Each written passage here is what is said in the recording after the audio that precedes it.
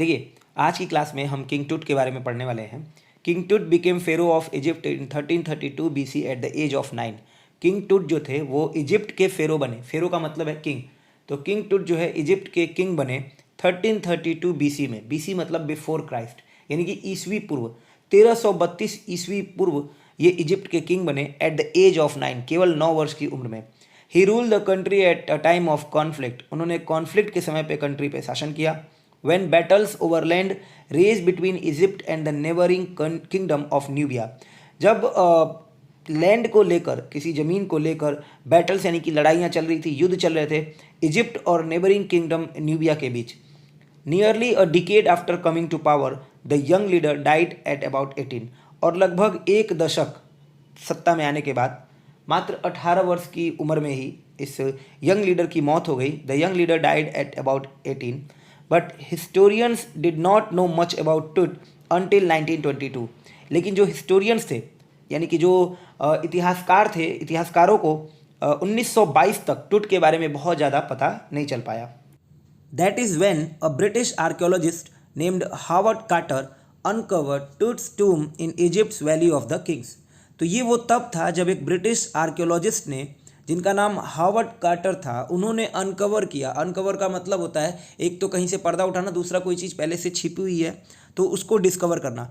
तो ये वो तब था जब एक ब्रिटिश आर्कियोलॉजिस्ट ने, जिनका नाम हावर्ड कार्टर था, उन्होंने डिस्कवर किया टूट के टूम को। टूम मतलब उसकी कब्र को, in Egypt's Valley of the King, Egypt के वैली ऑफ द किंग से। अब समझते हैं सबसे पहले कि आर्कियोलॉजिस्ट क्या होते हैं। देखिए, एक वर्ड होता है आर्कियोलॉजी। आर्कियोलॉजी क्या होती है? The study of the buildings, graves, tools and the other objects that belong to people who lived in the past in order to learn about their culture and society. जब भी हम किसी buildings, graves, tools या अन्य जो objects होते हैं जो कि उन लोगों से बिलोंग करते हैं जो कि पास्ट में रहे थे, उनके बारे में अगर हम स्टडी करते हैं ताकि हमें पता चल सके उनके कल्चर और उनके सोसाइटी के बारे में, तो इसको बोला जाता है आर्कियोलॉजी। जो पर्सन इसके बारे में स्टडी करता है उसको बोला जाएगा आर्कियोलॉजिस्ट। तो ये दो वर्ड क्लियर हो गए। अब देखते हैं हम कि इजिप्ट कहाँ है और इजिप्ट में ये जो वैली ऑफ द किंग्स है वो कहाँ है। देखिए, ये वर्ल्ड मैप है और टोटल 7 कॉन्टिनेंट्स हैं, 7 महाद्वीप हैं। North America, south America, Antarctica, Australia महाद्वीप, एशिया महाद्वीप, यूरोप महाद्वीप और अफ्रीका महाद्वीप। तो अफ्रीका महाद्वीप में एक देश है इजिप्ट। देखिए, ये है हमारे सोने की चिड़िया, हमारा देश, हमारा भारत। और यहाँ से वेस्ट में जब आप जाएंगे तो ये इस तरफ आपको, ये इजिप्ट आपको दिख रहा है। अब अगर इजिप्ट की बात करें तो इजिप्ट की राजधानी है कायरो। इजिप्ट के एक तरफ है मेडिटेरेनियन सी और दूसरी तरफ है रेड सी। इन दोनों सागरों को जोड़ने वाली एक नहर है सुएज कैनाल, बहुत ही फेमस, बहुत ही पॉपुलर और बहुत ही बिजी। क्योंकि जितना भी यूरोप से व्यापार होता है एशिया के लिए या एशिया और यूरोप के बीच में, तो वो इसी नहर के थ्रू होता है। क्योंकि बहुत सारा टाइम और बहुत सारा पैसा बचता है, नहीं तो इन्हें पूरा अफ्रीका घूमकर आना पड़ जाएगा। ये बात मैं आपको इसलिए बता रहा हूँ क्योंकि आज के टाइम पे जब मैं ये वीडियो रिकॉर्ड कर रहा हूँ तो अभी कुछ टाइम पहले, आज से कुछ महीने पहले, यहाँ पे एक शिप जो है वो आकर अटक गया था, कह सकते हो, या फंस गया था, जिसकी वजह से कई करोड़ों, कई बिलियंस का नुकसान हुआ था। इजिप्ट में एक बहुत फेमस नदी भी है, नील नदी, लॉन्गेस्ट रिवर कही जाती है, जो आपको ये दिख रही है इजिप्ट में, जिसके बारे में हम बात करने वाले हैं। अब वहाँ पे आते हैं और वो है वैली ऑफ द किंग्स।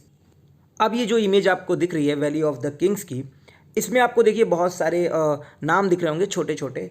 ये सभी ममीज़ हैं डिफरेंट किंग्स की, जो एक एक करके खोजी गई है, यानी कि जिनके टूम जो है एक एक करके खोजे गए हैं। यहाँ इस जगह पे बहुत सारे टूरिस्ट आते हैं इन टूम्स को देखने के लिए, इनकी ममीज़ को देखने के लिए। ममी क्या होती है वो एक बार आप समझ लीजिए। स्पेशली इन एंशियंट इजिप्ट, खास तौर पे प्राचीन मिस्र में, a dead body that is prevented from decaying, एक डेड बॉडी जिसको रोका जाता है डिके होने से, बाय बीइंग ट्रीटेड, उसके साथ ट्रीट करके, किस चीज़ से, with special substances before being wrap in cloth, खास तरह के सब्सटेंसेस यानी कि खास तरह के लेप लगाकर उसको कपड़े में लपेटे जाने से पहले। तो यही ममी कही जाती है, जो आपको दिख भी रहा है इमेज में।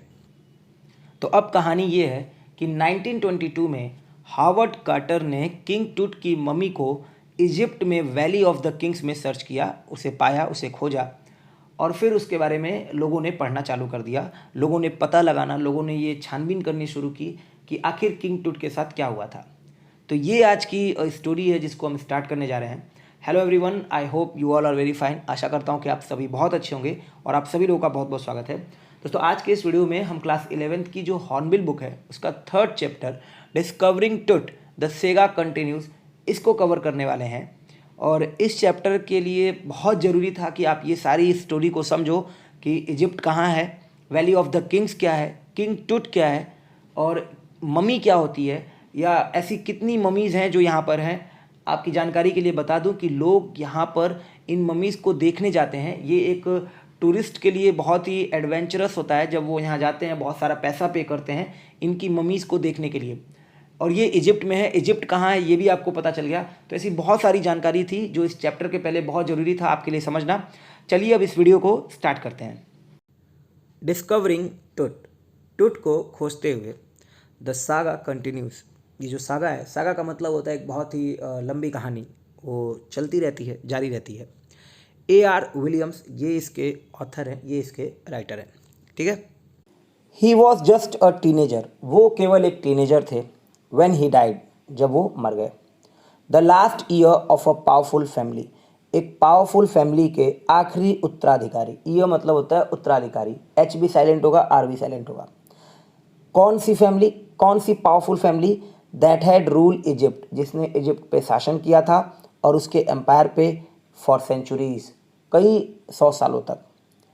ही वॉज लेट टू रेस्ट, उन्हें दफन कर दिया गया। लेट टू रेस्ट का मतलब हो गया दफन कर दिया गया। विथ गोल्ड, सोने के साथ। एंड इवेंचुअली फॉरगॉटन, और फाइनली उन्हें भुला दिया गया। तो वो एक टीनेजर थे जब उनकी डेथ हुई। आखिरी उत्तराधिकारी थे उस पावरफुल फैमिली की जिसने इजिप्ट और उसके पूरे एम्पायर पे कई सालों तक शासन किया, और फिर उनको क्या कर दिया गया, दफन कर दिया गया सोने के साथ, गोल्ड के साथ, और फाइनली उन्हें भुला दिया गया। Since the discovery of his tomb, जब से उनके टूम की यानी कि कब्र की डिस्कवरी हुई है 1922 में, जो मॉडर्न वर्ल्ड रहा है हैज़ स्पेकुलेटेड, उसने ये अटकलबाजियाँ लगाई हैं। स्पेकुलेट का मतलब होता है अटकलबाजियाँ लगाना, ये अंदाज़ा लगाना। About what happened to him, कि उनके साथ क्या हुआ होगा इस बारे में। With murder being the most extreme possibility, इस बात के संग कि जो मर्डर है उसके सबसे ज़्यादा चांसेस हैं कि उनकी हत्या की गई होगी। ये मॉडर्न वर्ल्ड ने स्पेकुलेट किया है किंग टूट के बारे में। नाउ, अब, leaving his tomb for the first time in almost 80 years, Tut को 80 ईयर्स में, लगभग 80 ईयर्स में पहली बार उनकी कब्र से बाहर ले जाया जा रहा था। तो नाउ लीविंग हिज टूम, अपने टूम से बाहर आते हुए, फॉर द फर्स्ट टाइम, पहली बार, इन ऑलमोस्ट 80 ईयर्स, टूट has undergone a CT scan. टूट जो है एक सिटी स्कैन से होकर निकले। दैट ऑफर्स, जो ऑफर करता है नए सुरागों को, about his life and death, उनके लाइफ और उनके डेथ के बारे में। एंड प्रोवाइड्स, और प्रोवाइड करता है प्रिसाइज डाटा, बहुत ही accurate data, for an accurate forensic reconstruction, और वो भी किस चीज़ के लिए?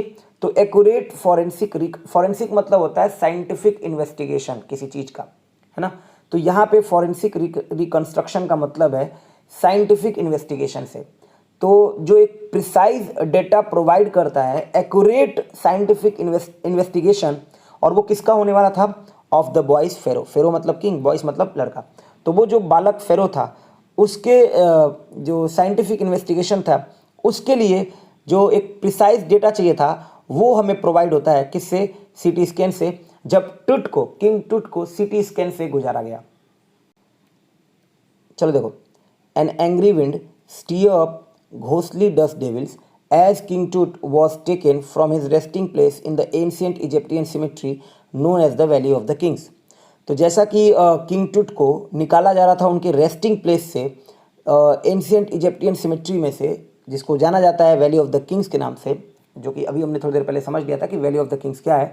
तो जब वहाँ से किंग टूट की बॉडी को निकाला जा रहा था, रिमूव किया जा रहा था, हटाया जा रहा था, तब ऐसा लग रहा था कि जो नाराज पवने हैं, विंड है, they steer up. Steer up का मतलब होता है to cause something to move, phrasal verb है, किसी चीज़ को मूव करने का कारण होना। तो उन्होंने क्या मतलब मूव करना स्टार्ट कर दिया? Dust devils. डस्ट डेविल्स यहाँ पे नाउन है, और डस्ट डेविल्स का मतलब होता है रेगिस्तान में जो बालू होते हैं उनका जो भंवर बनने लगता है, उसी को आप बोलोगे डस्ट डेविल। कुछ इस तरह का जो है आपको इमेज में दिख रहा है। और कैसे डस्ट डेविल, तो ये एडजेक्टिव बन गया घोंसली। आमतौर पर एडजेक्टिव में एलवाई लगाकर आप एडवर्ब बनाते हो। अभी तक आपको बहुत बार ये आपने देखा होगा, स्मूथली, केयरफुली, इमीडिएटली, क्विकली, तो ये एडवर्ब होते हैं। तो ये दिमाग में एक कॉन्सेप्ट होता है कि एलवाई वाले शब्द आमतौर पे एडवर्ब होते हैं, बट ये ध्यान रखिएगा बहुत बार एलवाई वाले शब्द एडजेक्टिव का काम करते हैं। इसका क्लियर कॉन्सेप्ट है, जब नाउन में आप एलवाई लगाओगे तो वो बन जाएगा एडजेक्टिव। जैसे कि यहाँ पे घोस्ट है, घोस्ट आपका नाउन है और यहाँ पे एलवाई लगा दोगे तो घोस्टली आपका एडजेक्टिव बन जाएगा। होम आपका नाउन होता है, एलवाई लगा दोगे तो होमली आपका एडजेक्टिव बन जाएगा। मैन आपका नाउन होता है, एलवाई लगा दोगे तो मैनली ये आपका एडजेक्टिव बन जाएगा। तो यहाँ पे घोंसली आपका एडजेक्टिव है, ये ध्यान रखिएगा। तो जो नाराज पौने थी, जो एंग्री विंड थी, दे स्टीयर, उन्होंने मूव करना शुरू कर दिया डस्ट डेविल्स को। और कैसे डस्ट डेविल्स, घोंसली डस्ट डेविल्स। जैसा कि किंग टूट को उसके जो रेस्टिंग प्लेस था, एंशिएंट इजिप्टियन सिमेट्री, जिसको कि वैली ऑफ द किंग्स के नाम से जाना जाता है, वहाँ से हटाया जा रहा था। डार्क बेलीड क्लाउड, और जो घने मोटे बादल थे, वैसे तो बेली का मतलब होता है स्टोमैक, पेट, बट यहाँ पे मतलब है कि घने मोटे बादल। हैड स्कडेड अक्रॉस, स्कड अक्रॉस का मतलब होता है टू मूव स्मूथली, बहुत ही स्मूथली मूव कर रहे थे। जब बादल होते हैं कैसे वो आप देखते होगे हवा में मूव करते हैं, तो वो आसमान में मूव करते हैं, तो वो स्कड कर रहे थे, यानी कि वो मूव कर रहे थे अक्रॉस द डेजर्ट स्काई, उस डेजर्ट स्काई में चारों ओर, ऑल डे, पूरे दिन। And now were wheeling the stars, और अब वो स्टार्स को क्या कर रहे थे, छिपा रहे थे। व्हील करने का मतलब होता है छिपाना, इसलिए आप कई बार पढ़ते हो कि अनवील करना किसी चीज़ को। अनवील करने का मतलब होता है उजागर करना, एक तरह से रिवील करना, एक तरह से किसी चीज़ का उद्घाटन करना। व्हील का एक्चुअल मतलब होता है ना नकाब या घूंघट, तो व्हील का मतलब कोई चीज़ को छिपाना हो गया, और अनवील करने का मतलब कोई चीज़ को रहस्य उठाना, पर्दा उठाना। और अब now were wheeling the stars, और अब वो जो घने बादल थे, डार्क क्लाउड्स थे, बेलिड क्लाउड्स थे, वो स्टार्स को ढक रहे थे in the casket grey. Casket क्या होता है, कैस्केट प्राचीन टाइम में, एंशिएंट टाइम में ज्वेलरी रखने के लिए जो एक बॉक्स होता था, डेकोरेटेड बॉक्स, उसको बुलाया रहा है। और वो थोड़ा सा ग्रे कलर का था, क्योंकि वो जो बादल थे वो ग्रे कलर के थे, तो इसीलिए बोला जा रहा है कि वो जो स्टार्स थे वो उनको ढक रहे थे इन कैस्केट ग्रे, एक ऐसा कैस्केट जो ग्रे कलर का था, तो कैस्केट ग्रे बोला जा रहा है। तो घने जो बादल थे वो मूव कर रहे थे पूरे डेजर्ट स्काई में पूरे दिन, और अब वो स्टार्स को ढक रहे थे उस कैस्केट ग्रे में। इट वॉज 6 PM ऑन 5 जनवरी 2005, ये 6 बज रहा था 5 जनवरी 2005 को। The world's most famous mummy, और जो वर्ल्ड की सबसे फेमस ममी है, ग्लाइडेड, ग्लाइडेड का मतलब to move, head first into a CT scanner, तो वो मूव किया उसका सर सबसे पहले सिटी स्कैनर में। ब्रॉट हियर, यहाँ लाया गया था, टू प्रोब, जांच करने के लिए, द लिंगरिंग मेडिकल मिस्ट्रीज, जो अभी भी बनी हुई है, लिंगरिंग मतलब बनी हुई जो मेडिकल मिस्ट्रीज हैं, of this little understood young ruler की, who died more than 3300 years ago. तो जो 5 जनवरी 2005 को शाम के 6 बजे थे, और वर्ल्ड की जो सबसे फेमस ममी है वो सबसे पहले सर के तरफ से मूव की सीटी स्कैनर में, और वहाँ पे उसको लाया गया था प्रोब करने के लिए, जांच करने के लिए, जो अभी भी बनी हुई मेडिकल मिस्ट्रीज़ हैं उन चीज़ों के लिए। और वो किसकी थी, of this little understood young ruler की, जो जिसको जाना गया था अभी तक, जिसका पता लगा था जो यंग रूलर था इसके बारे में, who died more than 3300 years अगो, जो कि 3300 साल पहले जो है मर गया था, इससे भी ज़्यादा। पूरी दोपहर, all afternoon, the usual line of tourist, जो टूरिस्ट का यूजुअल लाइन था, जो मम्मी देखने जाते हैं वहाँ पे, बहुत सारे लोग वहाँ पे मम्मी को देखने के जाते हैं और वहाँ टिकट लगता है इसका। तो पूरी दोपहर जो यूजुअल लाइन थी टूरिस्ट की, फ्रॉम अराउंड द वर्ल्ड, पूरे उस वर्ल्ड से, पूरे इस वर्ल्ड से, had descended into the cramp rock cut tomb some 26 feet underground to pay their respect. तो वो उतर रहे थे, डिसेंड का मतलब होता है उतरना, असेंडिंग ऑर्डर और डिसेंडिंग ऑर्डर, तो यहाँ से ये वर्ड ध्यान रखिएगा। डिसेंडेड इनटू, वो उतरे थे कहाँ पे, क्रैम्प, क्रैम्प मतलब जिसमें बिल्कुल जगह ना हो मूव करने के लिए, बहुत छोटा सा कमरा है, तो उस तरह के स्पेस को आप बोलोगे क्रैम्प। रॉक कट टूम, और पत्थर से काट कर बनाया गया जो टूम था, लगभग 26 फीट नीचे। और वो किस लिए उतरे थे वहाँ पे नीचे, किस लिए गए थे, to pay there respects. To pay there respects का मतलब होता है कहीं पे विजिट करना और जाकर उनको मिलना, उनसे कुछ बोलना, उनको ग्रीट करना। तो टू पे देयर रिस्पेक्ट्स का मतलब उन्हें देखने के लिए। दे गेज, वे देख रहे थे, गेज का मतलब होता है एक टक लगा कर देखना, at the murals on the walls of the burial chamber, जो दफन किया गया चैम्बर था, जिसमें जहाँ पे जिस चैम्बर में उनको दफन किया गया था, उनकी दीवालों पर म्यूरल्स बने थे। ये जो इमेज आपको दिख रहा है दैट इज कॉल्ड म्यूरल्स। तो वो देख रहे थे। एंड पियर, पियर का मतलब होता है झांकना, बार बार देखना, झांकना। टूट के गिल्डेड फेस को, गिल्ड का मतलब होता है सोने से बना हुआ, तो जो टूट का सोने का बना हुआ फेस था उसको वो बार बार देख रहे थे। और ये जो सोने का बना हुआ चेहरा था, the most striking feature of his mummy shape outer coffin lid, ये सबसे प्रोमिनेंट, स्ट्राइकिंग या कह सकते हो कि सबसे अट्रैक्टिव फीचर था जो वो mummy shape outer coffin lid थी। तो ममी के आकार की जो आउटर कॉफिन लिड था, यानी कि जो ढक्कन था, लिड का मतलब ढक्कन, उस पे जो बना हुआ ये टूट का गिल्डेड फेस था, ये सबसे स्ट्राइकिंग फीचर था, इसका सबसे स्ट्राइकिंग फीचर था, द मोस्ट स्ट्राइकिंग फीचर। वो क्या था? टूट का सोने से बना हुआ चेहरा। सम विजिटर्स, जो कुछ विजिटर्स थे, read from guide books in a whisper, उन्होंने फुसफुसाहट के साथ गाइड बुक्स में पढ़ा। अदर स्टूड साइलेंटली, और अन्य जो थे वो चुपचाप वहाँ खड़े रहे। परहैप्स, शायद, पॉन्डरिंग, विचार करते हुए टूट के अनटाइमली डेथ के बारे में, कि टूट की जो अनटाइमली मौत हो गई। इन हिज लेट टीन्स, उसके आखिरी टीन्स में। और वंडरिंग, और आश्चर्य करते हुए, विथ अ शिवर, एक कंपन के साथ, इफ द फेरोज कर्स, कि जो फेरो का शाप है, और वो क्या शाप है? डेथ और misfortune falling upon those who disturb him, death या मिसफॉर्च्यून, या तो मौत होगी या कुछ विपत्ति आ जाएगी उन लोगों के ऊपर जो उसे डिस्टर्ब करेंगे, वॉज रियली ट्रू। तो क्या वो सही है? तो देखो, वे लोग क्या कर रहे थे? म्यूरल्स जो बने हुए थे वॉल पे, बरियल चैम्बर पे, उस पे देख रहे थे, उसको देख रहे थे, और बार बार झांक रहे थे टूट के उस गिल्डेड फेस को, सोने से बने हुए चेहरे को, जो कि सबसे प्रोमिनेंट और सबसे जो अट्रैक्टिव फीचर था उस mummy shape outer coffin lid का, जो mummy shape outer coffin lid था, यानी कि जो ढक्कन था, उस पर बना हुआ सबसे प्रोमिनेंट फीचर था टूट का गिल्डेड फेस। कुछ विजिटर्स तो गाइड बुक्स में फुसफुसाहट के साथ पढ़ रहे थे, अन्य जो थे वो चुपचाप खड़े थे और शायद विचार करते हुए। पॉन्डर का मतलब होता है विचार करना, पॉन्डर, आर साइलेंट रहेगा, पॉन्डर। तो पॉन्डर का मतलब होता है विचार करना, तो विचार करते हुए टूट के आकस्मिक मौत, अनटाइमली का मतलब जिसका समय नहीं था, इस बारे में, इन हिज लेट टीन्स, उसके आखिरी टीन्स के समय में। और या फिर ये वंडर कर रहे थे कि इस शिवर के साथ, इस कंपन के साथ, कि कहीं अगर फेरो का जो कर्स है वॉज रियली ट्रू, वो सही तो नहीं था। और वो क्या शाप था? कि डेथ और misfortune falling upon those who disturb him. The mummy is in very bad condition, mummy जो है वो बहुत ही खराब कंडीशन में है, because of what Carter did in 1920s, क्योंकि कार्टर ने उसके साथ जो कुछ भी किया 1920s में। सेट जाही हवास, जाही हवास ने ये बात कही। कौन है जाही हवास? सेक्रेटरी जनरल हैं इजिप्ट के सुप्रीम काउंसिल ऑफ एंटीक्विटीज़ के। तो इजिप्ट में एक कोई काउंसिल होगी, supreme council of antiquities. Antiquity का मतलब होता है प्राचीन चीज़ें, है ना, एंशिएंट चीज़ें, the state of being old, तो ये सब चीज़ें बोली जाती है एंटीक्विटीज़। तो इजिप्ट की सुप्रीम काउंसिल ऑफ एंटीक्विटीज़ कोई ऑर्गेनाइजेशन होगी, उसके सेक्रेटरी जनरल है जाही हवास। और उन्होंने ये बताया कि ममी जो है इस टाइम पे वो बहुत ही ख़राब कंडीशन में है, क्योंकि जो कुछ भी कार्टर ने उसके साथ 1920 में किया था।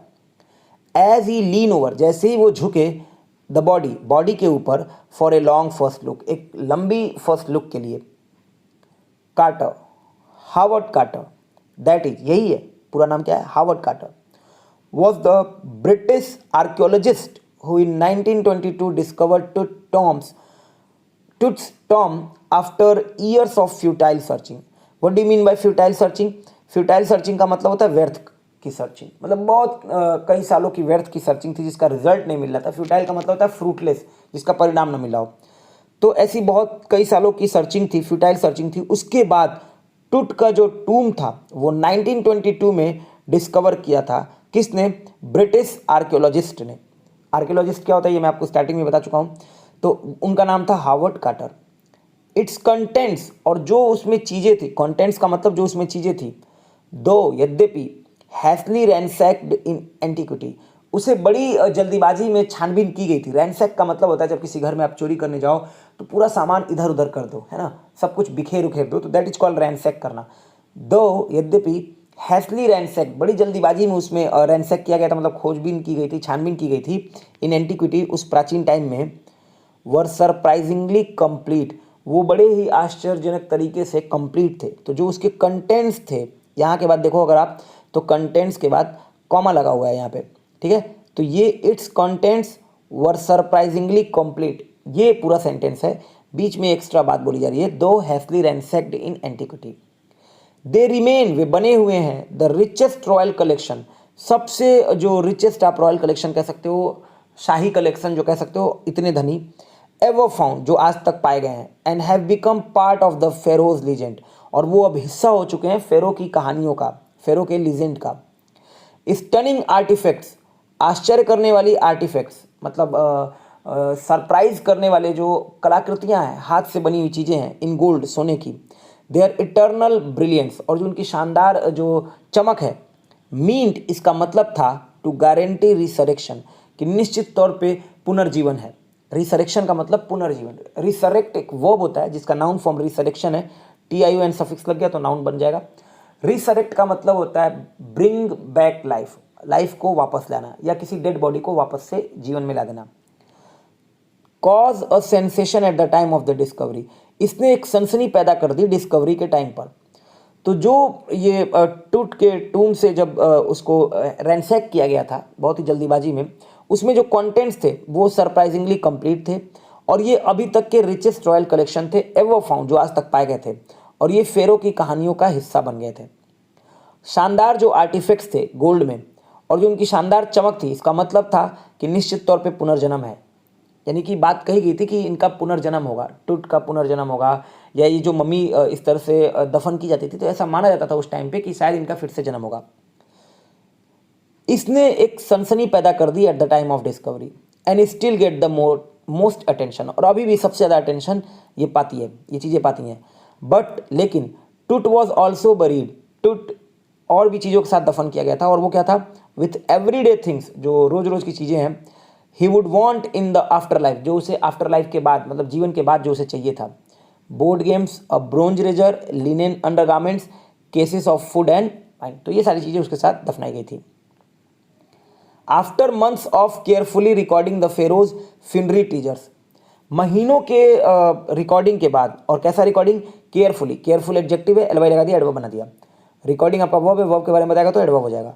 तो after months of carefully recording, किस चीज़ की recording, the pharaoh's funerary treasure, pharaoh के जो फ्यूनरी ट्रेजर थे, फ्यूनरी मतलब दफन किए गए, ट्रेजर मतलब खजाने, तो जो दफन किए गए खजाने थे उनकी केयरफुली रीडिंग के बाद, महीनों की रीडिंग के बाद, Carter, Howard Carter began investigating his 3 nested coffins, उसने इन्वेस्टिगेट करना स्टार्ट कर दिया उस 3 नेस्टेड कॉफिन्स को जिसमें किंग टूट की बॉडी मिली थी।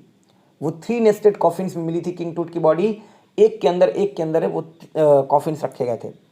ओपनिंग द फर्स्ट, पहले को खोलते हुए, ही फाउंड अ श्राउड, उसने एक कफन पाया, अडॉन विथ, जो सजा हुआ था, garland of willow and olive leaves, garland मतलब फूलों की माला, और वो किसकी माला थी, फूलों की माला, willow, olive leaves, wild celery, lotus petal and corn flowers. ये जो सारी चीज़ें हैं जो बताई जा रही हैं, they are type of plants, ये एक प्लांट्स के टाइप है, willow, olive leaves, wild celery, lotus petal and corn flowers. The faded evidence, छीड़ हो चुका एविडेंस, फेडेड मतलब छीड़ हो चुका, एविडेंस मतलब साक्ष्य, किस चीज़ का, ऑफ अ बरियल, दफनाने का, और कैसे दफन का, जो कि मार्च और अप्रैल में किया गया हो। तो ये सब चीज़ें क्योंकि मार्च और अप्रैल में पाई जाती हैं, तो इससे पता चल रहा था कि किंग टूट को मार्च या अप्रैल के टाइम पे दफन किया गया था। When he finally reached the mummy, और जब वो फाइनली मम्मी के पास पहुंचे, यानी कि 3 नेस्टेड जो कॉफिन्स था उनमें से एक एक करके वो खोलते गए, और फाइनली जब वो मम्मी के पास पहुंचे, दो यद्यपि, he ran into trouble, run into एक फ्रेजल वर्ब है, ठीक है, रन इनटू जो है वो एक फ्रेजल वर्ब है, और इसका मतलब होता है to meet somebody by chance, किसी से अचानक से मिलना, या दूसरा मतलब होता है टू एक्सपीरियंस समथिंग, कोई चीज़ का अनुभव करना। यहाँ पे ये दूसरा वाला मतलब है, उन्होंने ट्रबल अनुभव किया, यानी कि उन्होंने ट्रबल का सामना किया, उन्होंने परेशानियों का सामना किया, दो यद्यपि उन्होंने परेशानियों का सामना किया। The ritual resins had harden cementing to the bottom of a solid gold coffin, जो रिचुअल रेजिन्स थे, रेजिन्स मतलब वो लेप जो मम्मी के ऊपर लगाए जाते थे, तो वो जो स्टिकी सब्सटेंस होता था वो, the ritual resins had Harden, उसने सख्त कर दिया था, और सीमेंट करते हुए, बिल्कुल जमाते हुए टूट को, to the bottom of a solid gold coffin, उसके सॉलिड गोल्ड जो कॉफिन था, जो ताबूत था, उसमें उसके बॉटम पर उसने टूट की बॉडी को सीमेंट कर दिया था, हार्डन कर दिया था। No amount of legitimate force, किसी भी अमाउंट का अगर आप वैलिड फोर्स यूज करते, कुड मूव देम, वो उनको मूव नहीं कर सका। No amount of legitimate force could move them, कोई भी अमाउंट का वैलिड फोर्स उनको मूव नहीं कर सका, उसकी बॉडी को मूव नहीं कर सका। कार्टर रोट, कार्टर ने लिखा, लेटर मतलब बाद में। What was to be done, क्या किया जाने को था, मतलब अब कुछ बचा नहीं था करने को। The sun can beat down like a hammer, और जो सन है वो हैमर का काम कर सकता है, हैमर की तरफ पीट सकता है। This far south in Egypt, Egypt में इस दूर साउथ के क्षेत्र में अगर सन जो है वो हैमर का काम कर सकता है यदि टूट की बॉडी को ले जाके धूप में रख दिया जाए तो। एंड कार्टर ट्राइड, और कार्टर ने प्रयास किया, टू यूज इट, उसको यूज करने का, टू लूजेन द रेजिन्स, वो जो रेजिन्स थे उनको ढीला करने के लिए, जो स्टिकी सब्सटेंस थे उनको ढीला करने के लिए। फॉर सेवरल आवर्स, और कई घंटों के लिए क्या किया कार्टर ने। He set the mummy outside in blazing sunshine, उसने ममी को बाहर उस हॉट, ब्लेजिंग का मतलब बहुत ही ज़्यादा हॉट उस समय का जो मौसम है, तो उस सनसाइन में उस ममी को रख दिया। That heated it to 149 degrees Fahrenheit, जिसने उस बॉडी को, उस टूट की ममी को 149 डिग्री फॉरेनहाइट तक हीट किया। नथिंग बज, कुछ भी मूव नहीं हुआ। बज का मतलब होता है मूव करना, जैसे आप कोई दरवाज़ा खोलना चाह रहे हो लेकिन दरवाज़ा खुल ही नहीं रहा है तो आप बोलोगे नथिंग बज। आप किसी गाय की रस्सी पकड़कर खींच रहे हो बट गाय जो है अपनी जगह से हिल नहीं रही है तो आप बोलोगे नथिंग बज, कुछ भी मूव नहीं हुआ। He reported with scientific detachment that the consolidated material had to be chisel away from beneath the limbs and trunk before it was possible to raise the king's remains. उसने scientific detachment के साथ ये report किया। Scientific detachment का मतलब होता है जब भी इस तरह के काम में कोई साइंटिस्ट इन्वॉल्व होते हैं तो वो अपनी फीलिंग, क्योंकि उनके उस रिजल्ट को प्रभावित ना करे तो वो अपने आप को उस चीज़ से अलग कर लेते हैं। एक टेक्निकल टर्म है साइंटिफिक डिटैचमेंट। तो वो क्या करते हैं, अपने आप को उस चीज़ में बिल्कुल अपने आप को अलग रखते हैं, उसमें इन्वॉल्व नहीं होते हैं बहुत ज़्यादा। तो उसने जो कार्टर थे उन्होंने साइंटिफिक डिटैचमेंट के साथ ये बात रिपोर्ट की कि जो कंसोलिडेटेड मटेरियल है, कंसोलिडेटेड मटेरियल का मतलब जो ठोस मटेरियल है, यानी कि जो बॉडी ठोस हो गई है, had to be chisel away. Chisel जो है एक टूल होता है जिसके थ्रू आप मेटल को, वुड को शार्प करते हो। आप हिंदी में इसको छैनी भी बोलते हो। तो इसको, और ये वर्ब की तरह भी काम करेगा। तो चिजल अवे का मतलब उसको काट कर निकालना पड़ेगा। किस चीज़ को? टूट की बॉडी को। कहाँ से? From beneath the limbs and Trunks. Limbs मतलब उसके जो हाथ पैर थे, अंग, और ट्रंक का मतलब होता है सर, हाथ और पैर को छोड़कर जो पूरा बॉडी बचता है उसको आप ट्रंक बोलते हो। तो उसके अंगों को नीचे से और उसके जो ट्रंक थे उसके नीचे से उसको काट कर निकालना पड़ेगा। बिफोर इट वॉज पॉसिबल, इससे पहले कि ये पॉसिबल हो पाता, to raise the king's remains, राजा के अवशेषों को उठाना। रेज मतलब उठाना। तो जो कार्टर था उसने साइंटिफिक डिटैचमेंट के साथ ये बात बताई कि जो कंसोलिडेटेड मटेरियल है उसको चिजल अवे करना पड़ेगा लिम और ट्रंक के नीचे से, इससे पहले कि ये पॉसिबल हो पाए किंग के अवशेषों को उठाना। इन हिज डिफेंस, अपने डिफेंस में, Carter really had little choice. Carter के पास कोई चॉइस नहीं थी। लिटिल चॉइस का मतलब no choice. If he had not cut the mummy free, यदि उसने मम्मी को काट कर फ्री नहीं किया होता। थीव्स मोस्ट सर्टेनली, जो चोर थे निश्चित तौर पर, would have circumvented the guards, उन्होंने गार्ड्स के थ्रू जो है अपना रास्ता बना लिया होता। सरकमवेंट का मतलब होता है किसी नियम, किसी जगह, किसी कानून, किसी भी प्रकार से उस जगह से चकमा देकर निकल लेना। तो सरकमवेंटेड द गार्ड्स, आप ये पूरा कॉन्टेक्स्ट ध्यान रखिएगा तो हमेशा ये वर्ड ध्यान रहेगा। सरकम का मतलब होता है गोल गोल, है ना। तो वेंट का मतलब होता है जैसे वेंटिलेटर होता है, तो वेंट का मतलब जगह, एक तरह से किसी स्पेस से निकलना। तो सरकमवेंट का मतलब घुमा घुमा कर कहीं से निकल जाना। सरकमवेंटेड द गार्ड्स मतलब गार्ड से होकर कहीं से किसी भी तरह से उन्हें चकमा देकर निकल जाना। If he had not cut the mummy free, यदि उसने मम्मी को फ्री नहीं किया होता कार्टर ने काटकर, जो चोर थे, थीव्स थे, मोस्ट सर्टेनली, निश्चित तौर पर बहुत ज़्यादा चांसेस थे कि they would have circumvented the guards, वो गार्ड्स को चकमा देकर निकलते, एंड रिप इट अपार्ट, और उसको तोड़ फाड़ कर अलग कर देते, टू रिमूव द गोल्ड। किस लिए? ताकि वो सोना निकाल सके, टू रिमूव द गोल्ड। अब यहाँ पे एक स्ट्रक्चर है, आपको ध्यान देना है। हैड प्लस V3 और वुड हैव प्लस V3, ये ध्यान रखिएगा। यदि ये दोनों जो स्ट्रक्चर लिखा गया है, had plus V3, would have plus V3, इसको कंडीशनल सेंटेंस बोलते हैं। और जब भी आपको पास्ट में कुछ बताना हो कि यदि तुमने मेरी मदद की होती तो मैंने भी तुम्हारी मदद की होती, पास्ट में एक ऐसा एक्शन जो नहीं हुआ, अब आप एक अनफुलफिल एक्शन के लिए बात बोल रहे हो कि यदि तुमने मतलब तुमने मेरी मदद नहीं की, तो मैं आपसे बोल रहा हूँ कि यदि तुमने मेरी मदद की होती तो मैंने आपकी मदद की होती। If you had help me I would have helped you, तो मैंने भी आपकी मदद की होती। तो इफ़ कंजंक्शन का काम करेगा, दो क्लॉज हो गई, यू हैड हेल्प्ड मी तो हैड प्लस V3 एक क्लॉज, और जो दूसरी क्लॉज है would have plus V3 I would have helped you तो दूसरी क्लॉज। इसको एक और तरीके से समझ सकते हो, इफ़ वाली क्लॉज को हमेशा हैड प्लस V3 में और दूसरी क्लॉज को वुड हैव प्लस V3 में। आई होप कि आप समझ गए होंगे। आगे देखो,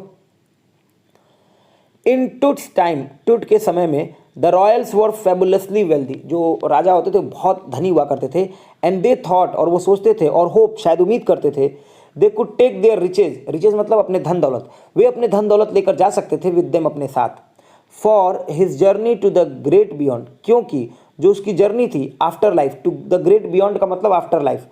king Tut was lavish, king Tut को सजा दिया गया था, भर दिया गया था विथ ग्लिटरिंग गुड्स, चमकती हुई चीज़ों से, precious collars, inlaid necklaces, bracelets, rings, amulets, बाकी सब तो जानते होगे। एम्यूलेट का मतलब होता है ताबीज, इनलेट का मतलब जड़ित, जिसमें कोई चीज़ जड़ा गया हो। अ सेरेमोनियल एप्रॉन, सैंडल, शीथ का मतलब होता है cover for his fingers and toes, and the now iconic inner coffin and mask. ये सारी चीज़ें किंग टुट के साथ रख दी गई थी, क्योंकि शायद ऐसा लग रहा है कि एक तो वो बहुत धनी हुआ करते थे, और वे सोचते थे, थॉट, और ये उम्मीद करते थे शायद कि वे अपने साथ अपने रिचेज, ध्यान रखना रिच एक एडजेक्टिव है RICH, लेकिन ES लगा दोगे तो रिचेज नाउन है, और इसका मतलब होता है धन दौलत, कि अपने वो धन दौलत पैसे अपने साथ लेकर जाएंगे, क्योंकि for his journey to the great beyond, to the great beyond का मतलब आफ्टर लाइफ, जीवन के बाद की जो उसकी जर्नी थी उसमें किंग टुट को भर दिया गया था चमकती हुई चीज़ों से, और वो ये सारी चीज़ें यहाँ पे बताई गई हैं। और ये सब चीज़ें थी ऑल ऑफ प्योर गोल्ड, सभी चीज़ें प्योर गोल्ड की थी, मतलब कि एकदम शुद्ध सोने की। टू सेपरेट टुट फ्रॉम हिज अडॉर्नमेंट्स, और वो जो सजी हुई चीज़ें थी उनको सेपरेट करने के लिए, मतलब उनसे टुट को सेपरेट करने के लिए, टू सेपरेट टुट, टुट को अलग करने के लिए, कहाँ से, from his adornments. Carter's man, Carter के जो आदमी थे, रिमूव द ममीज हेड, उन्होंने मम्मी के सर को अलग किया, and severe nearly every major joint. Sever, sever का मतलब होता है अलग करना, काट के अलग करना, SEVER, इसी की सेकंड फॉर्म है, ED लगा दिया है। लेकिन एक और वर्ड होता है SEVERE, तो देखो ये होता है सेवर और ये होता है सीवियर। सेवर मतलब होता है वर्ब है, काट कर अलग करना, और सीवियर का मतलब होता है बहुत ही कठोर, ये एडजेक्टिव है सीवियर। तो उन्होंने सेवर किया nearly every major joint, Carter के जो मेन थे, जो लोग थे, टुट को उसके अडॉर्नमेंट्स, उसकी सजी हुई चीज़ों से, जिन जिन चीज़ों से उसको सजाया गया था उससे अलग करने के लिए उन्होंने उसके सर को और लगभग सभी मेजर जॉइंट को काट कर अलग किया। वंस दे हैड फिनिश, और एक बार जब वो फिनिश हो गए, मतलब उन्होंने काम कर लिया, दे रीअसेंबल द रिमेन्स, जो अवशेष थे उन्होंने वापस से उनको रीअसेंबल कर दिया on a layer of sand, sand के लेयर पे, in a wooden box, wooden box में, विथ पैडिंग, पैडिंग मतलब एक सॉफ्ट मटेरियल के साथ, दैट कंसील द डैमेज, जिसने डैमेज को क्या कर दिया, कंसील कर लिया। कंसील मतलब छिपाना, रिवील मतलब होता है उजागर करना, और कंसील मतलब छिपाना, जिसने डैमेज को क्या कर लिया, छिपा दिया। एंड द बेड वेयर टुट नाउ रेस्ट, और वो बेड पे रख दिया जिस पे टुट आज क्या करता है, रेस्ट करता है। Archaeology has change substantially in the intervening decades, जो बीच के ये दशक रहे हैं उसमें जो ये आर्कियोलॉजी रही है ये बहुत ज़्यादा चेंज हुई है। सब्सटेंशली का मतलब हो गया है होता है in large amount. Change verb है, सब्सटेंशियल एडजेक्टिव होता है, LY लगा के एडवर्ब बनाया गया और चेंज के बारे में बता रहा है, ध्यान रखिएगा। फोकसिंग लेस ऑन ट्रेजर, खजानों पे अब बहुत कम फोकस होता है, and more on the fascinating details of life and intriguing mysteries of death, और फोकस अब ज़्यादा होता है फैसिनेटिंग डिटेल्स ऑफ लाइफ, जीवन के फैसिनेटिंग डिटेल्स पे, और ये जो रहस्यमयी मिस्ट्रीज़ हैं, इंट्रूगिंग मतलब होता है कि जो जिज्ञासुपूर्ण, जो मतलब आपको इंटरेस्ट दिलाएं, जो आपका ध्यान खींचे, उस तरफ इंटरेस्ट खींचे, वैसी जो रहस्य रही है डेथ की उसके तरफ। तो अब जो है इन दिनों में जो बीच के दशक रहे हैं उसमें जो ये आर्कियोलॉजी रही है वो काफ़ी चेंज हुई है, बहुत ज़्यादा चेंज हुई है, सब्सटेंशली चेंज हुई है, भारी मात्रा में।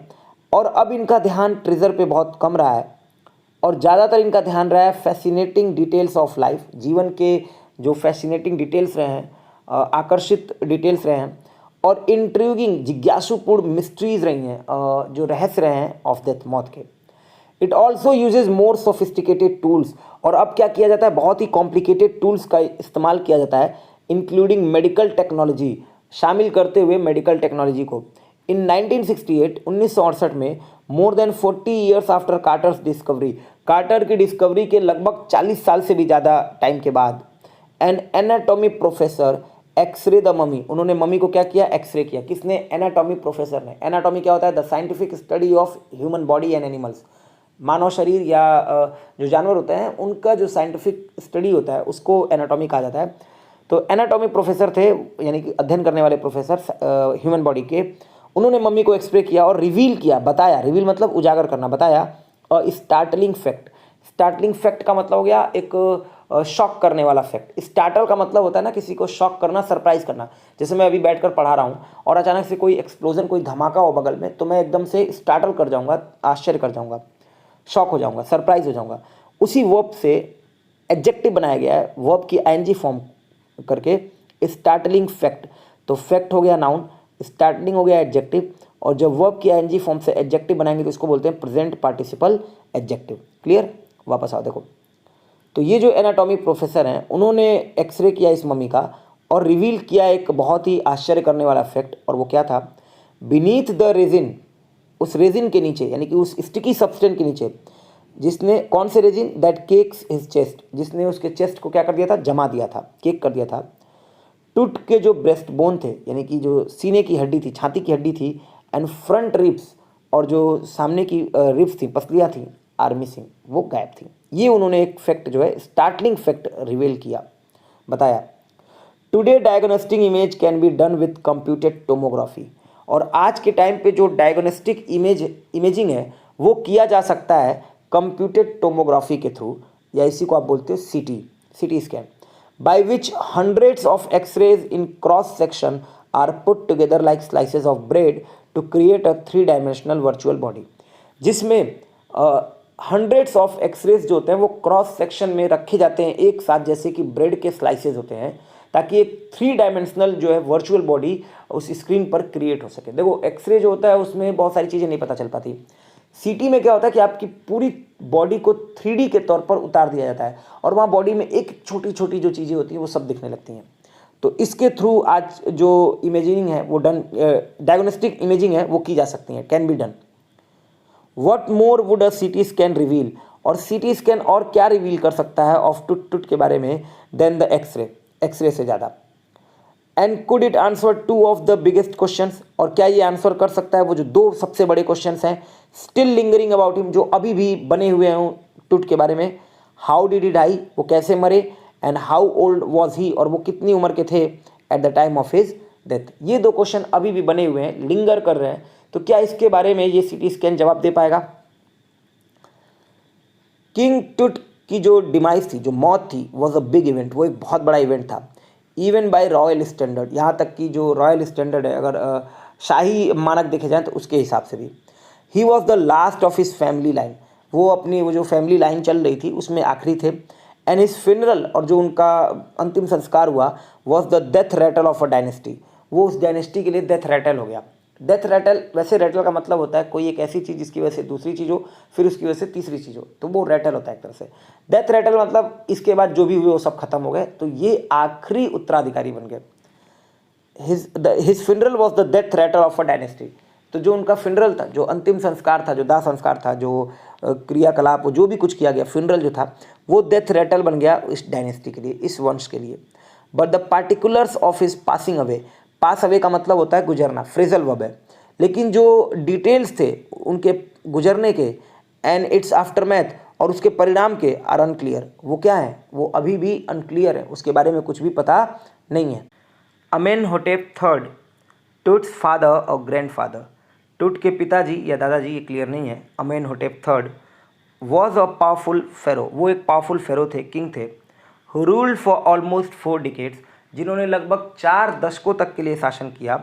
Eight the height of the 18th dynasty's golden age, 18वीं जो डायनेस्टी थी उसके गोल्डन एज के पीक पर, जब उसका सुनहरा काल चल रहा था और जब वो पीक पे था, जो स्वर्णिम काल चल रहा था और जब वो पीक पे था, उस समय लगभग 4 दशकों तक के लिए उन्होंने शासन किया।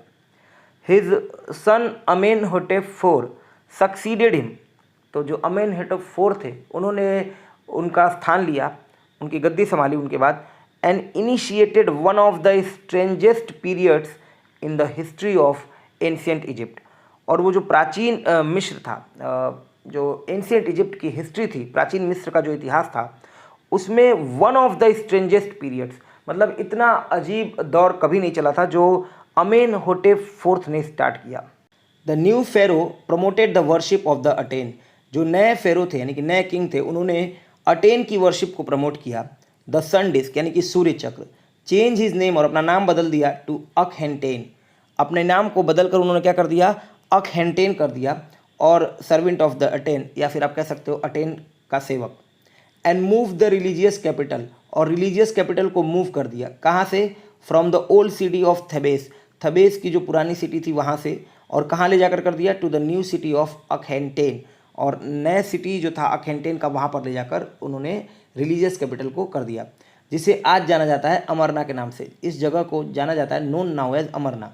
ही फर्दर शॉक, इसके अलावा उन्होंने शॉक कर दिया द कंट्री को बाय अटैकिंग अमून, अमून के ऊपर आक्रमण करके। अमून कौन है, एक प्रमुख गॉड है, मेजर गॉड है उस टाइम पे एंशिएंट इजिप्ट के लोगों के लिए। स्मैशिंग हिज इमेजेस, उनकी मूर्तियों को तोड़ते हुए, एंड क्लोजिंग हिज टेम्पल्स, और उनके मंदिरों को बंद करते हुए। इस तरीके से उन्होंने और भी ज़्यादा शॉक कर दिया वहाँ के लोगों को। It must have been a horrific time, निश्चित तौर पे बहुत ही भयावह समय रहा होगा, सेड रे जॉनसन, रे जॉनसन ने कहा। कौन है रे जॉनसन, डायरेक्टर हैं university of Chicago research centre, तो जो यूनिवर्सिटी ऑफ शिकागो की रिसर्च सेंटर है वहाँ के ये डायरेक्टर हैं, और ये है लग्जर में। और लग्जर क्या है, the site of ancient Thebes, जो एंशिएंट थेबेस है उसी की जगह को आज के टाइम पे लग्जर कहा जाता है। द फैमिली, वो परिवार, that had ruled for century, जिसने कई सालों तक, कई 100 सालों तक शासन किया, was coming to an end, वो ख़त्म होने जा रहा था। And then Akhenaten went a little wacky, उसके बाद से जो अखहेंटेन था वो थोड़ा क्रेजी हो गया, थोड़ा पागल हो गया, थोड़ा सनकी हो गया। आफ्टर अखहेंटेन्स डेथ, अखहेंटेन की मौत के बाद, a mysterious ruler name Smenkhkare appeared briefly, बड़े अजीब अजीब ढंग के थोड़े से नाम हैं। तो जो समेन खखेरे थे वो मिस्टीरियस रूलर, मिस्टीरियस मतलब बहुत ही रहस्यमयी रूलर, जिनका नाम समेन खखेरे था, वो थोड़े समय के लिए आए। अपीयर्ड ब्रीफली, किसकी मौत के बाद, अखहेंटेन की मौत के बाद। And existed with hardly a trace, exit कर गए, चले गए शायद ही किसी ट्रेस के साथ। हार्डली अ ट्रेस मतलब कोई सुराग, कोई क्ल्यू नहीं मिला उनका। And then a very young Tutankhaten took the throne, और उसके बाद एक बहुत ही यंग तूतैन खातेन थे, उन्होंने गद्दी संभाली। और डैश करके बोला जा रहा है, king Tut as he is widely known today, king Tut के तौर पे जैसा कि उन्हें आज के टाइम पे जाना जाता है। The boy king soon change his name to Tutankhamun, और ये जो बॉय किंग था उसने जल्दी अपना नाम बदल लिया, तूतन खामून बदल कर लिया। लिविंग इमेज ऑफ अमून, जिसे कि आप कह सकते हो लिविंग इमेज ऑफ अमून, अमून भी उस टाइम के कोई गॉड ही होंगे। एंड ओवरसॉ, और ओवरसॉ का मतलब होता है सुपरवाइज करना, देखना। ओवरसी का मतलब होता है निगरानी करना, देखना। और restoration of the old veg, जो पुराने तरीकों का रिस्टोरेशन था, उनको वापस से ले आना था, उस पर उन्होंने निगरानी की। He reign for about 9 years, reign मतलब शासन करना, लगभग 9 सालों तक के लिए शासन किया। एंड देन डाइड अनएक्सपेक्टेडली, और उसके बाद पता नहीं कैसे उनकी मौत हो गई। ये किंग टूट की कहानी थी। आई थिंक आपको अभी तक यहाँ पे समझ में आ गया होगा। आगे देखो, regardless of his fame and speculation about his fate, अपनी इस फेम के बिना, परवाह किए बिना, और ये जो स्पेकुलेशन यानी कि जो अटकलबाजियाँ लगाई जा रही हैं उनके फेट के बारे में, टूट इज़ मतलब उसको आप किनारे कीजिए, उसकी परवाह मत कीजिए। टूट is one mummy among many in Egypt, टूट एक ममी है एमंग मेनी, कई सारे ममीज़ में जो इजिप्ट में है। मतलब एक तो इनके जो फेम के बारे में बात है उसको आप किनारे कर दीजिए, और जो इनके भाग्य के स्पेकुलेशन के बारे में बात है, मतलब कि इनके भाग्य के बारे में जो अटकलबाजियाँ लगाई जाती हैं, इस ये तो एक इनको अलग बनाता ही है, स्पेशल बनाता ही है। इन सब के अलावा टूट भी क्या है, एक ममी है एमंग मेनी, बहुत सारों में, बहुत जो सारी ममीज़ हैं, और वो कहाँ पे हैं, इजिप्ट में। हाउ मेनी, कितनी, नो वन नोज, कोई नहीं जानता। द इजिप्टियन ममी प्रोजेक्ट, ये जो इजिप्टियन ममी प्रोजेक्ट था, विच बिगेन एन इन्वेंट्री, जो एक इन्वेंट्री बन गया, शुरू हो गया इन्वेंट्री के तौर पे इन लेट 2003, 2003 के आखिरी में। इन्वेंट्री मतलब होता है लिस्ट बनाना, कि उनकी लिस्ट बना दीजिए कितनी चीज़ें हैं। हैज़ रिकॉर्डेड ऑलमोस्ट 600, उसने रिकॉर्ड किया लगभग 600 सो फार अभी तक, एंड इज स्टिल कंटिन्यूइंग, और अभी भी जारी, यानी कि 600 के आसपास ममीज मिल चुकी हैं। द नेक्स्ट फेज, और जो अगला फेज है वो क्या है? Scanning the mummies with a portable city machine. Mummies को स्कैन करना पोर्टेबल सिटी मशीन के साथ। पोर्टेबल क्या? जिसको आसानी से इधर उधर ले जाया जा सके। और ये सिटी मशीन होते हैं donated by the national geographic society and Siemens it's manufacturer. और ये जो सिटी मशीन होते हैं ये डोनेट किए जाते हैं नेशनल जियोग्राफिक सोसाइटी के द्वारा और सीमंस के द्वारा। सीमंस कौन है? इसके manufacturer. King Tut is one of the first mummies to be scanned. King Tut one of the first mummies, मतलब आप कह सकते हो कि जितनी भी ममीज थी उनमें से पहले ममीज थे टू बी स्कैन, जिनको स्कैन किया गया। इन डेथ, मौत में, एज इन लाइफ, जैसा कि जीवन में, moving regally ahead of his countrymen, आगे बढ़ते हुए एकदम बिल्कुल राजा की तरह अपने देशवासियों से भी आगे। जैसे कि वो अपनी लाइफ में भी उनका जो वैभव था वो बहुत ज़्यादा था, जो भव्यता थी वो बहुत ज़्यादा थी, उसी तरह मौत में भी सबसे पहले, क्योंकि इनका सीटी स्कैन किया गया तो ये बोला गया है कि इनको स्कैन किया गया to be scan in death, मौत में, एज इन लाइफ, जैसा कि जीवन में, मूविंग रिगेली अहेड, रिगेली मतलब शाही तौर पे सबसे आगे ऑफ हिज कंट्री में। A CT machine scan the mummy head to toe, उसने स्कैन किया ममी को हेड से टो की तरफ, creating 1700 digital X-ray images in cross section, और उसने 1700 डिजिटल एक्सरे इमेजेस थी वो क्रॉस सेक्शन में क्रिएट की। टूट का जो सर था स्कैन इन 0.62 मिलीमीटर स्लाइसेस, उसको 0.62 मिलीमीटर स्लाइसेस पे स्कैन किया गया टू रजिस्टर, ये नोट करने के लिए, इट्स इंट्रिकेट स्ट्रक्चर्स, जो उसके जटिल स्ट्रक्चर्स थे। Takes on eerie detail, eerie detail मतलब बहुत ही अजीब जो डिटेल थे वो पता चलते हैं इन द रिजल्टिंग इमेज में। With Toots entire body similarly recorded, और इस बात के साथ कि टूट की जो पूरी बॉडी थी वो इसी तरह रिकॉर्ड किया गया। अ टीम ऑफ स्पेशलिस्ट, एक जो स्पेशलिस्ट की टीम थी in radiology, forensics and anatomy, began, उन्होंने शुरू कर दिया जांच करना, टू प्रोब, किस चीज़ का? द सीक्रेट्स, उन रहस्यों का। कौन से रहस्य? That the winged goddess, wing मतलब होता है पंख, तो विंग्ड गॉडेस मतलब पंखों वाली जो देवी हैं, of A gilded burial shrine, इस सोने वाली दफन की गई पवित्र स्थान की, यानी कि ये जो श्राइन है जहाँ ये टूट की बॉडी को दफन किया गया था, प्रोटेक्टेड फॉर सो लॉन्ग, उन्होंने क्या किया? प्रोटेक्ट किया बहुत लंबे समय तक के लिए। तो इस रहस्य की जांच करने के लिए एक स्पेशलिस्ट की जो टीम थी वो लगा दी गई, उन्होंने जांच करना स्टार्ट कर दिया। फिर से देख लो कि जो टूट की इंटायर बॉडी थी सिमिलरली रिकॉर्ड की गई, इस बात के साथ ही a team of specialist in radiology, radiology क्या होती है? रेडिएशन के थ्रू जब आप स्टडी करते हो, फॉरेंसिक्स साइंटिफिक इन्वेस्टिगेशन, एनाटॉमी में पहले ही बता चुका हूँ, उन्होंने शुरू कर दिया जांच करना द सीक्रेट्स, उन रहस्यों के बारे में। कौन से रहस्य? डैट की the winged goddess of A gilded burial shrine, की जो ये विंग्ड गॉडेस हैं, पंखों वाली जो देवी हैं, गिल्डेड बरियल श्राइन की, उन्होंने प्रोटेक्ट किया था इतने लंबे समय तक के लिए टूट की बॉडी को। The night of the scan, उस स्कैन वाली रात क्या हुआ? वर्कमैन, जो काम करने वाले लोग थे, कैरी टूट फ्रॉम द टूम, उन्होंने टूट को टूम से निकाला इन हिज बॉक्स, अपने बॉक्स में। ये अलग अलग बातों को एक जगह जोड़ के लिखा गया है कि घटना तो वही है कि टूट की बॉडी को निकाला गया, उसको स्कैन किया गया, वापस से रख दिया गया। बीच बीच में ये भी बताया जा रहा है कि क्या क्या हुआ था, टूट कौन थे, या फिर टूट पहली बार जब मिले तो वो कैसे मिले थे। इस तरह से सारी चीज़ें बीच में इधर उधर रखी गई हैं, तो थोड़ा सा हो सकता है समझने में आपको दिक्कत हो रही होगी। Like pallbearers, pallbearers मतलब होता है ताबूत उठाने वाले, उन्हीं जैसे they climb a ramp, ramp मतलब स्लोप, तो उन्होंने स्लोप पे चढ़ाई की, and a flight of stairs, और सीढ़ियाँ थी कुछ, उसको चढ़कर into the swirling sand outside, और वो बाहर आ गए कहाँ पे? जहाँ बालू जो है, सैंड जो है, रेत जो है, वो घूम रहे थे लगातार।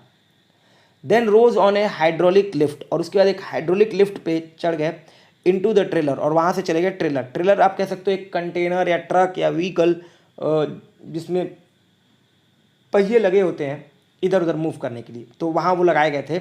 दैट हेल्ड द स्कैनर, जिसमें स्कैनर रखा गया था, ताकि टूट की बॉडी को वहाँ से कितनी दूर वो ले जाते, तो वहाँ पे एक ट्रेलर जो है ले जाकर रख दिया गया था, उसमें पोर्टेबल सिटी मशीन आप कह सकते हो कि वो लगाया गया था, ताकि टूट की बॉडी से सिर्फ कब्र से बाहर निकाला जाए, वहाँ रखा जाए, वहाँ स्कैन किया जाए और वापस वहीं रख दिया जाए, बहुत दूर न ले जाना पड़े। 20 मिनट्स लेटर, 20 मिनट बाद, 2 मैन इमर्ज, 2 आदमी एकदम से आए। स्प्रिंटेड, स्प्रिंट का मतलब बहुत तेजी से भागना, for an office near by, जो ऑफिस ही पास में था वहीं के लिए भागे, and return with a pair of white plastic fans, और लौटते हुए आए एक वाइट प्लास्टिक फैंस के पेयर के साथ, जोड़े के साथ। द $1,000,000 स्कैनर, जो $1,000,000 स्कैनर था, हैड क्विट, वो खराब हो गया था, because of sand in a cooler fan, क्योंकि इस कूलर फैन में सैंड चला गया था। Curse of the pharaoh, joke a guard nervously, और ये क्या था, फेरो का शाप था। Curse of the pharaoh, joke a guard nervously, थोड़ा एक जो गार्ड था वो नर्वस होते हुए, बेचैन होते हुए, उसने मजाक के तौर पे ये बात कही, जो कहा गया था कि अगर आप इसको परेशान करोगे तो या तो मौत आएगी या विपत्ति आएगी। इवेंचुअली, और फाइनली क्या हुआ, द सब्सटीट्यूट फैंस, जो फैन सब्सटीट्यूट किए गए थे, वर्कड वेल इनफ, उन्होंने पर्याप्त अच्छा काम किया to finish the procedure, procedure को फिनिश करने में।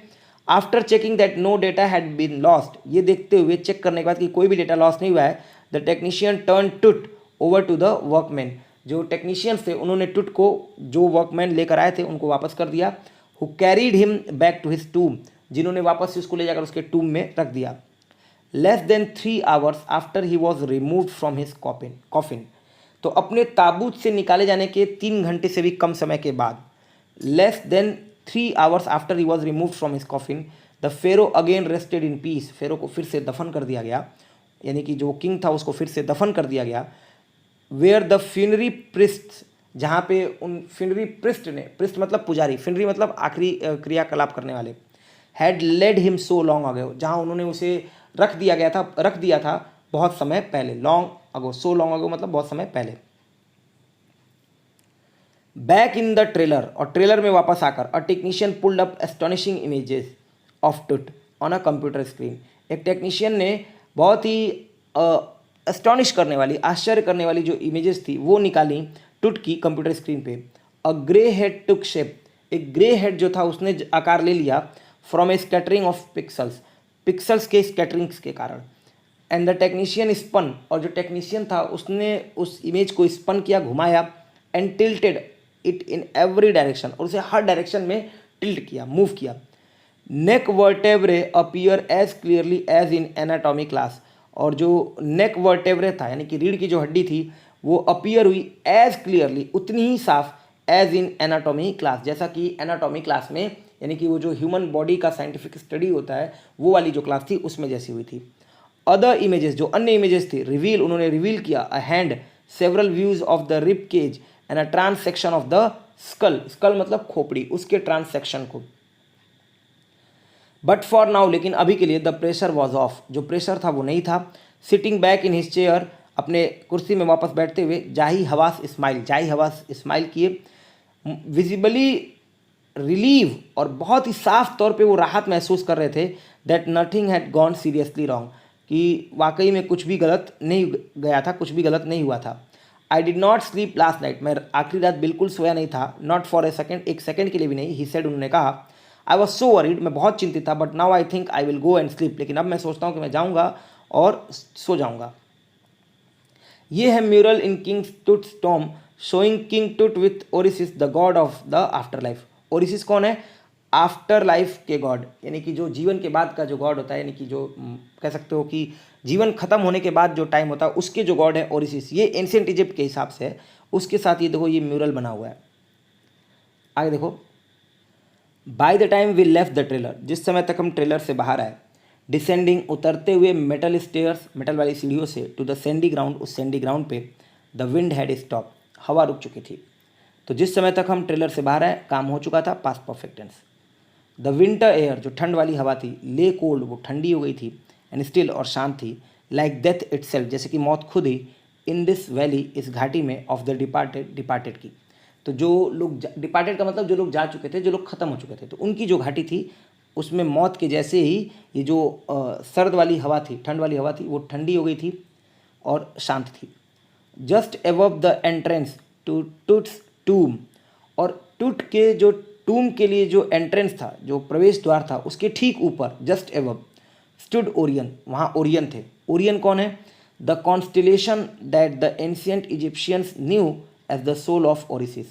कॉन्स्टिलेशन मतलब होता है तारों का समूह, जिसे प्राचीन इजिप्शियंस यानी कि प्राचीन मिस्रवासी जानते थे ओरिसिस की आत्मा के तौर पर। ठीक टूट के टूम के एंट्रेंस यानी कि प्रवेश द्वार के ऊपर ओरियन थे।